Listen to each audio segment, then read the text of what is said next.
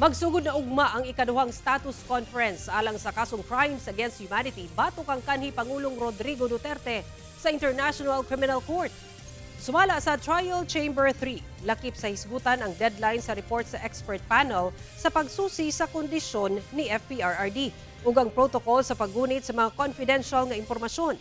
Gipagawas na sab sa Trial Chamber 3 ang guidelines sa pagtaral sa kaso. Gikinahanglan nga magsumite ang ICC prosecution sa ilang trial brief hangtod Agosto 31.